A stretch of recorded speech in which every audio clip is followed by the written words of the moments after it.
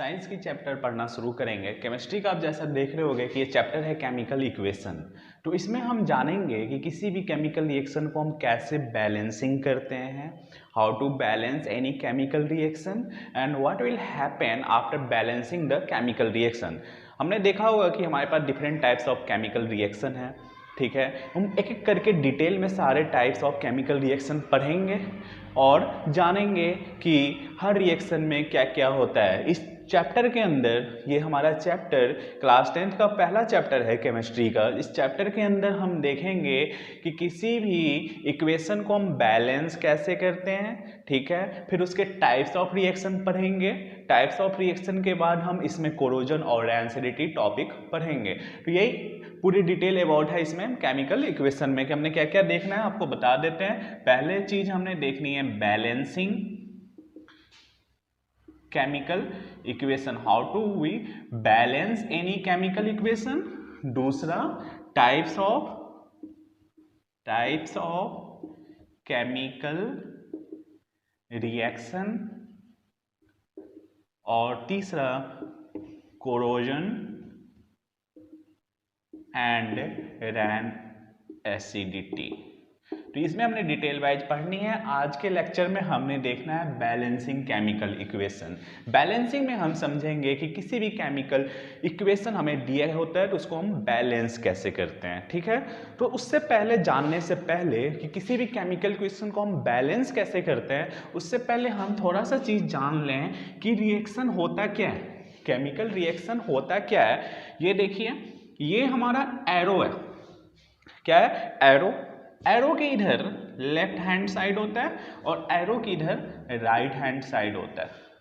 Left hand side, right hand side. Left hand side में reactant होती है और राइट हैंड साइड में प्रोडक्ट होती है।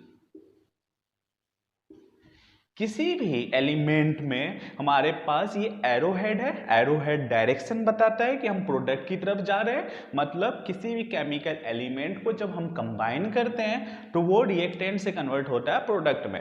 तो यदि केमिकल इक्वेशन है तो एरो पे आप समझ जाओगे कि लेफ्ट हैंड साइड में क्या चीज होता है, रिएक्टेंट, और लेफ्ट हैंड साइड में क्या होता है, सॉरी, लेफ्ट हैंड साइड में क्या होता है, reactant, and right hand side में क्या होता है, प्रोडक्ट। अब हम जानेंगे कि बैलेंस केमिकल इक्वेशन क्या होता है, बैलेंसिंग केमिकल इक्वेशन क्या होता है। तो हमने अभी देखा कि ये हमारे पास, सॉरी मार्कर अभी हमारा ये चल नहीं रहा है, दूसरा मार्कर देखते हैं कि ये चीज हमारे पास क्या है, एरो, रिएक्टेंट, और ये हमारा क्या है, प्रोडक्ट। जितने number of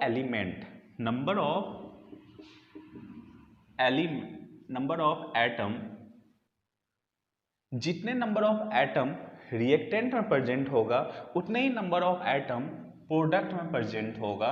number of atom product में प्रेजेंट होगा तो हम उसको क्या बोलेंगे, balance chemical equation. Balanced chemical equation. देखो दोस्तों, यहां पे आपको कुछ भी रट्टा मारने वाला नहीं है। यदि आप रट्टा मारने जाओगे कि कॉपी में स्कूल में टीचर ने लिखवा दिया, आपने रट्टा मारना शुरू कर दिया कि हमने लर्न करना, समझने की जगह पे रट्टा मार लिया जी, this when two element combine with reactant equal to, आप कह दोगे कि बैलेंस। नहीं, आप समझो कि एरो हेड है, एरो हेड के इधर रिएक्टेंट के एटम होते हैं, एरो हेड के इधर प्रोडक्ट के एटम होते हैं। यदि नंबर ऑफ एटम रिएक्टेंट में और प्रोडक्ट में सेम है, अभी आपको एग्जाम्पल के साथ भी मैं समझाऊंगा, यदि सेम है तो आप बोलोगे कि वो बैलेंस केमिकल इक्वेशन है। यदि सेम नहीं है तो आप उसको बैलेंस करोगे, ठीक है। तो आगे बढ़ते हैं हम कि देखते हैं कि बैलेंसिंग हम कैसे करते हैं। तो उसके भी हमारे पास बड़ा आसान सा मैथड है कि किसी भी रिएक्शन को हम बैलेंस कैसे करते हैं। अब हम इसमें दोस्तों आते हैं कि समझते हैं कि how to balanced chemical equation. कि यदि हम, आपको यहाँ पे दिख रहा है कि मैंने दो एग्जाम्पल दिए हैं, दोनों एग्जाम्पल को आप ध्यान से सुनो और समझो तो आपको एक एक चीजें क्लियर हो जाएंगी यहाँ से कि कैसे हम बैलेंस करते हैं। सबसे पहले आप क्या काउंट लिखोगे यहाँ पे कि आपने फाइंड आउट करना है कि नंबर ऑफ एटम, आप कॉलम बना लो कि हमने यहाँ पे पहला लिख लिया number of atom. Number of atom number of atom का दूसरा column, number of atom in reactant और number of atom in product. ठीक है, सबसे पहले हम नंबर ऑफ यहां पे आइडेंटिफाई करो आपकी एटम कौन कौन सा है, आइडेंटिफाई करो कि आपके पास एटम कौन कौन सा। हम यदि पहले का एग्जांपल ले रहे हैं तो यहाँ पे एक एटम हमारा क्या है, जिंक, हमने वो लिख लिया। दूसरा जब हम देखने जा रहे हैं यहाँ क्या सिर्फ एटम लिखनी है हमने, दूसरे में हमें क्या दिख रहा है, हाइड्रोजन, तीसरे में हमें क्या दिख रहा है, सल्फर, और चौथा हमारे पास क्या दिख रहा है, ऑक्सीजन। और इसके अलावा और तो कोई एटम हमें नहीं दिख रहा है इसमें, पहले जिंक दिखा, हाइड्रोजन, सल्फर, ऑक्सीजन, यही इसमें भी है। अब हम काउंट करते हैं कि अच्छा zinc, number of atom in reactant, तो ये एरोहेड है, एरोहेड से इस साइड क्या होता है, रिएक्टेंट। अभी आपको मैंने बताया कि एरोहेड से इधर क्या होता है, रिएक्टेंट होता है। तो जिंक में यहाँ पे कितना है, 1, तो हमने यहाँ पे क्या लिख लेना है, 1। अब देखो इधर जिंक कितना है, इधर भी 1 है, हमने यहाँ भी 1 लिख लिया। अब आ जाओ इस पे कि हाइड्रोजन कितना है, इधर 2 है, हाइड्रोजन हमने 2 लिख लिया। इधर हाइड्रोजन कितना है, इधर भी 2 है, हमने इधर भी 2 लिख लिया। सल्फर पे आ जाओ, इधर सल्फर कितना है, 1, तो हमने यहाँ पे सल्फर पे 1 पे लिख लिया। यहाँ पे सल्फर कितना है, यहाँ भी 1 है। अगले वाले आइटम पे आ जाओ, ऑक्सीजन, ऑक्सीजन यहाँ क्या है, 4 रिएक्टेंट में, और इधर भी कितना है, 4 है। तो आप में देख रहे होगे कि जितने भी एटम है, चाहे जिंक हो, चाहे हाइड्रोजन हो, चाहे सल्फर हो, चाहे ऑक्सीजन हो, सबके नंबर ऑफ एटम जितने रिएक्टेंट में है उतने ही नंबर ऑफ एटम प्रोडक्ट में है। तो हम यहां से ये बोल सकते हैं कि ये इक्वेशन जो पहला वाला है वो क्या है, बैलेंस केमिकल इक्वेशन। तो ये हमारा क्या है, बैलेंस्ड है। ठीक है, तो आपने देख लिया कि हम कैसे आइडेंटिफाई करते हैं, तो ये बैलेंस था, तो हमें यहाँ पे कोई नीड नहीं है कि हम इसको बैलेंस करें, ये वाले रिएक्शन को बैलेंस करें। क्यों, क्योंकि ये ऑलरेडी बैलेंस है। Let's see second example and identify कि दिस वन इज बैलेंस्ड और नॉट। अब हम सेकेंड वाला एग्जाम्पल जब लेते हैं, यहां पे देखोगे एटम कौन कौन से हैं, एक आयरन है, दूसरा हाइड्रोजन, तीसरा ऑक्सीजन। अब हम यदि काउंट करते हैं कि आयरन यहाँ पे एरोहेड है, एरोहेड से इधर क्या होता है, लेफ्ट हैंड साइड में क्या होता है, रिएक्टेंट। तो आयरन यहाँ पे कितना है, 1, इधर आयरन कितना है, 3, इधर हाइड्रोजन कितना है, 2, इधर हाइड्रोजन कितना है, 2, इधर ऑक्सीजन कितना है, 1, और इधर ऑक्सीजन कितना है, 4। अब आपको दिख रहा है यहाँ पे क्लियरली कि जितने नंबर ऑफ एटम रिएक्टेंट में हैं उतने नंबर ऑफ एटम प्रोडक्ट में नहीं है। तो मतलब हमें इसको क्या करने की जरूरत पड़ेगी, बैलेंस करने की जरूरत पड़ेगी। अब हम जब बैलेंस करेंगे तो बैलेंस करने में हम किसको पहले करेंगे, अब हमारे पास दोनों को सेम लेके आना है, हम किसको बैलेंस करने जाएं।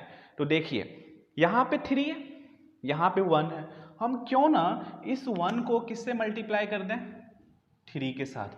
अब ये क्या हो गया है, 3। अब चेंजेस देखो क्या चेंजेस हो रहा है रिएक्शन में, ध्यान से समझना। यहाँ पे आप number of atom in reactant 3 थे, 3 से मल्टीप्लाई किया, किस में मल्टीप्लाई किया, रिएक्टेंट में। किस में, कौन से एटम में, आयरन में। तो रिएक्टेंट में आयरन यहाँ पे है तो 3 हम लगाएंगे, 3 यहाँ पे नहीं लगानी है, 3 हमने कहाँ लगाना है, आगे लगाना है। ठीक है, अब हम चेंजेस देखेंगे कि अब हम फिर से सेकेंड स्टेप में फिर से नंबर ऑफ काउंट कर लेते हैं कि अब देखो आयरन कितना है, अब आयरन यहाँ 3 है, इधर भी आयरन कितना है, 3 है, इधर हाइड्रोजन कितना है, 2 है, इधर हाइड्रोजन 2 है, ऑक्सीजन इधर 1 है, इधर ऑक्सीजन 4 है। अब हम क्या करेंगे, इधर ऑक्सीजन 1 है, इधर ऑक्सीजन 4 है। अब हम ऑक्सीजन को बैलेंस करेंगे, तो अब यहाँ पे हम किससे मल्टीप्लाई करेंगे, 4 से, ताकि यहाँ भी 4 है तो यहाँ भी 4 बने। अब हम किस में कर रहे हैं, रिएक्टेंट में ही कर रहे हैं। किसके साथ कर रहे हैं, ऑक्सीजन के साथ। ऑक्सीजन तो यहाँ है, यहाँ तो हाइड्रोजन है, तो हम इसके आगे ही लगाएंगे, ना कि यहाँ पे जाके लगाओगे आप। ठीक है, अब फिर देखो क्या क्या चेंजेस हुआ है, देखते जाओ, आप समझते जाओ आराम से। यदि आपको कोई कंफ्यूजन है तो आप कमेंट बॉक्स में भेज सकते हो अपने डाउट्स। तो तो अब यहाँ पे आयरन देखो 3, इधर भी 3, हाइड्रोजन देखो 4 2 जा 8, 8, इधर हाइड्रोजन 2, ऑक्सीजन 4, इधर ऑक्सीजन 4। अब देखो पहला वाला और लास्ट वाला तो बैलेंस हो गया, लेकिन जो हमारा बैलेंस चल रहा था अब वो इम्बैलेंस हो गया है। तो हमें अब इसको बैलेंस करना है। यहाँ 8 है, यहाँ क्या है 2 है, मतलब हाइड्रोजन में हमें 2 में किससे मल्टीप्लाई करें, 8 बने 4 से, देखो 8 बन गया। 4 से हमने किस में मल्टीप्लाई किया, प्रोडक्ट में, किस एटम में, हाइड्रोजन में, तो हाइड्रोजन प्रोडक्ट में यहाँ पे हमने क्या किया, यहाँ पे 4 लगा दिया। अब देखो क्या चेंजेज हो रहा है, अब आप लास्ट स्टेप पे पहुंच गए हो कि लास्ट स्टेप में देखो कि क्या चेंजेज हो रहा है।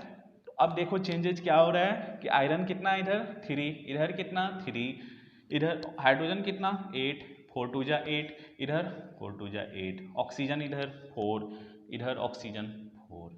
अब देखो जितने नंबर ऑफ एटम रिएक्टेंट में थे उतने ही नंबर ऑफ एटम आपके प्रोडक्ट में हैं, तो हम इसको क्या बोल सकते हैं कि ये बैलेंस केमिकल इक्वेशन है। अब हमारा बैलेंस होके ये रिएक्शन बना।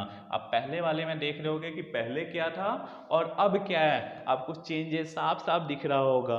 तो इस तरह से हम, बहुत आसान है दोस्तों, बस समझने की देरी है। यदि हम समझ जाते हैं तो किसी से बड़े रिएक्शन का भी हम नाम रिएक्शन आसानी से कर सकते हैं। एक चीज और, कभी कभी क्वेश्चन में क्या होता है, ये तो आपको नेमिंग में दिया हुआ था कि फॉर्मूले के साथ लिखा हुआ है, कभी कभी आपको यहाँ पे फॉर्मूला नहीं लिखा होगा, इसकी जगह नाम लिखे होते, सिर्फ आयरन रिएक्ट कर रहा है वाटर के साथ, तो ये क्या बना रहा है, आयरन ऑक्साइड, और ये हाइड्रोजन। तो सिर्फ ये लिखा रहेगा, तो आपको फॉर्मूला पता होना चाहिए कि हाँ आयरन है तो आयरन का क्या फॉर्मूला होता है, आयरन ऑक्साइड का होता है तो आयरन ऑक्साइड का क्या फॉर्मूला होता है। तो ये मैटर था दोस्तों कि हम कैसे बैलेंस करते हैं, how to balance any chemical equation. बहुत आसान स्टेप्स हैं, यदि हम इसको ध्यान में रखेंगे तो किसी बड़े से बड़े केमिकल इक्वेशन को हम आसानी के साथ बैलेंस कर सकते हैं। ये था दोस्तों कि हम कैसे बैलेंस करेंगे। नेक्स्ट वीडियो में हम इसके टाइप्स ऑफ केमिकल रिएक्शन को समझेंगे। तब तक के लिए thank you and have a nice